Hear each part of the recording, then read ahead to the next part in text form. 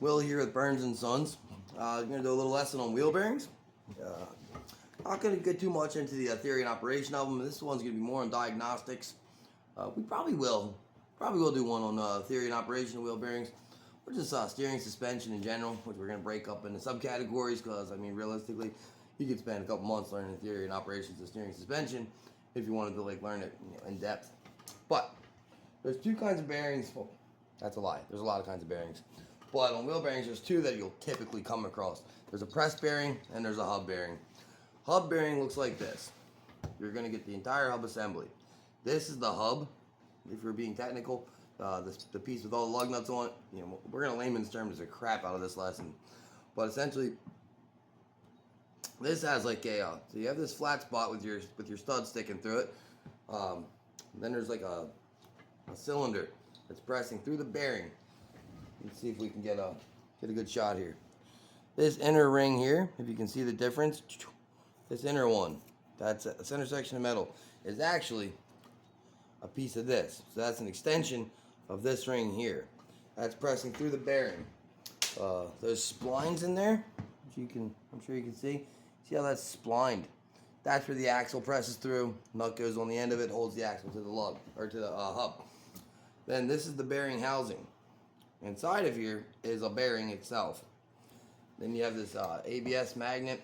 So your ABS sensor mounted somewhere in respects to this magnet. It's reading the rotations, and that's your really layman's theory and operations of a bearing. But now to get into the diagnostics. I don't want to say controversy because that's not correct, but there's some argument, if you will, about how to diagnose a wheel bearing. And realistically, I kind of tell most guys this: the best way to diagnose something is the way that gives you the right answer. So if there's a way that that works for you, then by all means keep it up. However, I worked flat rate for a long time. Now I own my own business. So each one of those, time is of the essence. You're being paid by the amount of time you're on that job. Rather, you're being paid by the amount of time that job pays, not by the amount of time you're on that job. So the technique I'm going to teach you for diagnosing a wheel bearing is incredibly fast, and that's what's important. Now, I've had technicians get frustrated with me, lead techs, things like that. Oh, excuse me. And you're more like sciencey kind of guys, which I don't even like that because, this is kind of, I don't know, it doesn't matter. They get mad at me because they think this kind of backyard witch doctor kind of technique, and that is actually quoting someone. That's quoting my old lead tech that thinks this is backyard witch doctor, but it's never been wrong for me. Chassis ears have been wrong for me before. Stethoscopes have been wrong for me before. This technique has never been wrong for me, and it is about as fast as it gets. You can do this technique with the car rolling on the ground. If you're fast enough to walk beside a car that's just coasting, you can put it in the air and spin the wheel up by hand for it to work.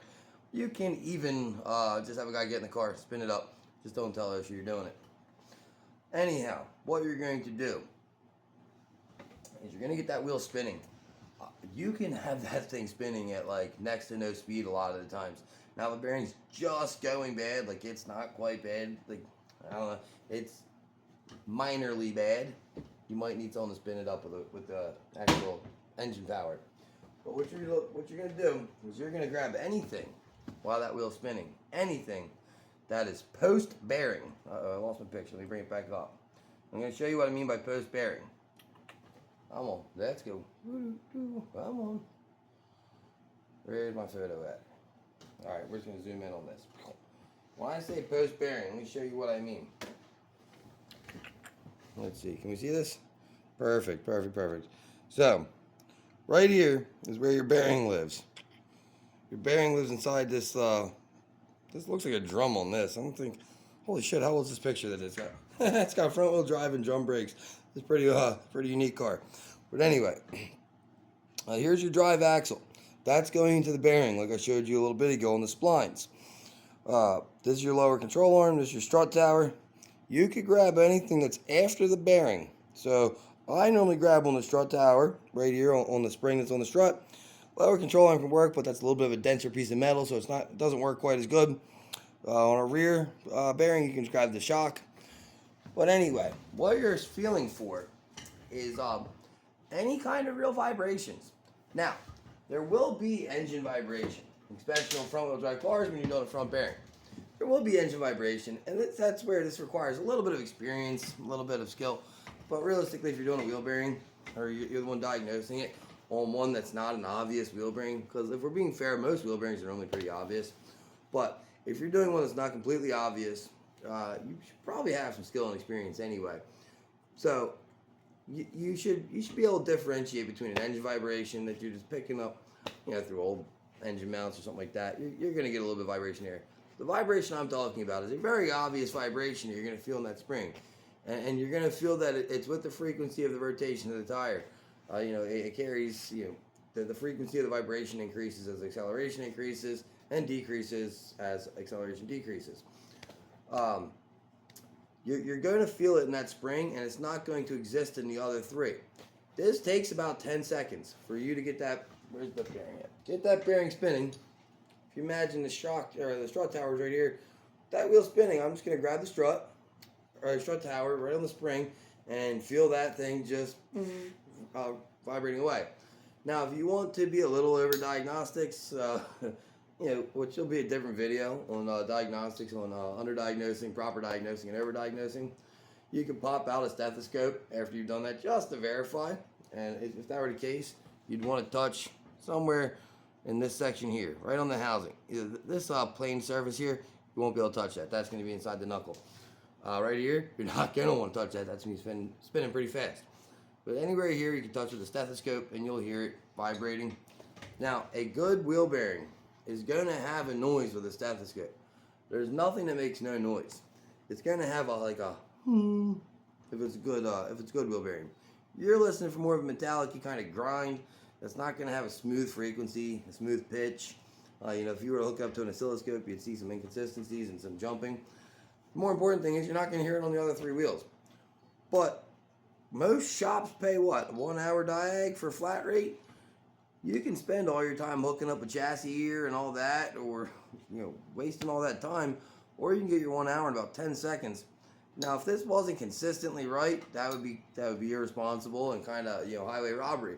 But I'm telling you, I've been doing this a long time, and it's never been wrong for me. I've never had an issue diagnosing this way. Like I said, I have had issues with chassis ears and stuff like that because they can pick up frequencies that are coming from, say, the transfer case, or maybe the transmission or transaxle. I'm sorry, or maybe a bad axle. This bearing or this technique will not pick that up. And the reason it works, what's important about this, the reason it works, is its job is to carry out to carry the load of the vibrations that are coming from everything before it. So the axle, yes, is going to produce a vibration. Now, it shouldn't produce excessive, but within spec, it still produces some vibration. Same with the transaxle, same with the transfer case, same with the engine, transmission, everything's producing a vibration. However, that vibration is supposed to die right here. The bearing is supposed to grab that vibration and maintain it. It's supposed to, essentially this hub is supposed to be, for all intents and purposes, to have like a mechanical float. It's supposed to be like neutral buoyancy mechanically, if you will. So if you're feeling anything after it, it's not doing its job. It's not carrying that vibration the way it's supposed to. If you have any other questions on wheel bearings, I know we're just kind of stopping at a hard stop there, but any questions on wheel bearings, any questions on how the systems work, anything like that, or any systems you want to hear about in the future, let me know. Otherwise, flat rate guys, unexperienced guys, anything of that nature, use this trick. Give it a shot. Tell me what you think of it. Try it out. Before you sold it and tell me it's backyard or witch doctor, try it and see if you can find an opportunity where it doesn't work. Other than that, stay humble, guys, and God bless.